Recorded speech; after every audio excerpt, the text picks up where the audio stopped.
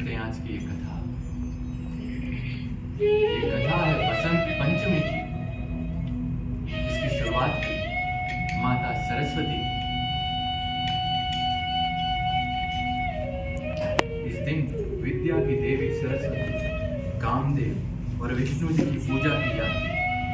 तो आइए सुनते हैं अब मुख्य कथा, बसंत पंचमी की कथा।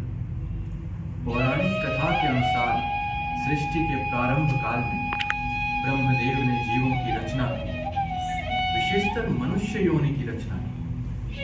परंतु अपनी इस रचना से वे संतुष्ट नहीं थे। उन्हें ऐसा प्रतीत हुआ कि कुछ कमी रह गई, जिसके कारण चारों ओर मौन छाया हुआ है। तब ब्रह्मा जी ने इस समस्या के निवारण के लिए अपने कमंडल से जल को हथेली में लिया और संकल्प किया। उन्होंने उस जल का छिड़काव किया और भगवान विष्णु की स्तुति आरंभ कर दी। तब ब्रह्मा जी की स्तुति करने पर भगवान विष्णु उनके सम्मुख प्रकट हो गए और उनकी समस्या जानकर भगवान विष्णु ने आदि शक्ति दुर्गा माता का आवाहन किया। विष्णु जी के द्वारा आवाहन करने पर माता दुर्गा वहां तुरंत ही प्रकट हो गई।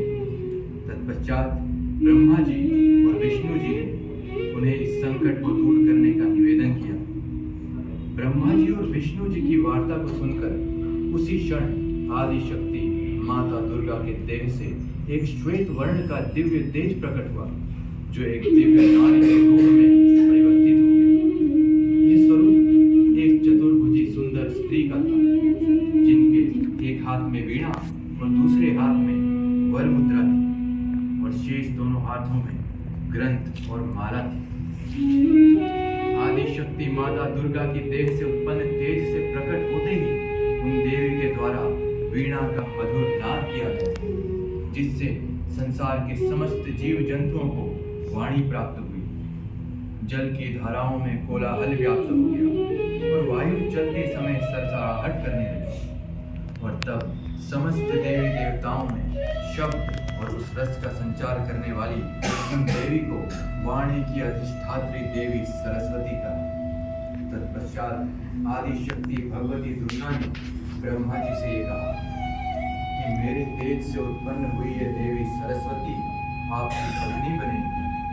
जैसे लक्ष्मी श्री विष्णु की शक्ति है, पार्वती महादेव की शक्ति है, उसी प्रकार ये देवी सरस्वती आपकी शक्ति है।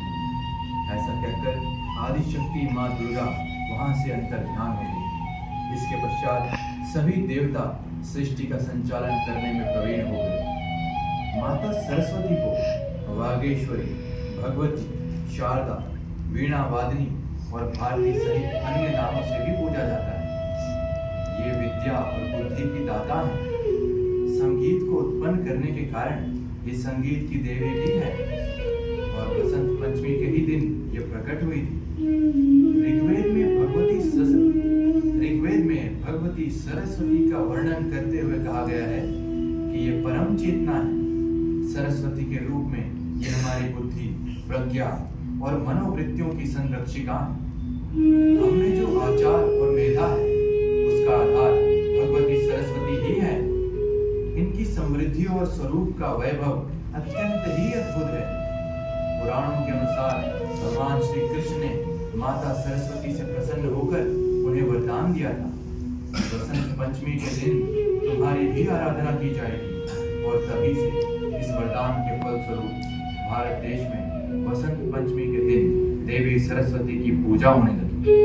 और ये भी माना जाता है कि देवी सरस्वती हमारी वाणी में विराजमान है।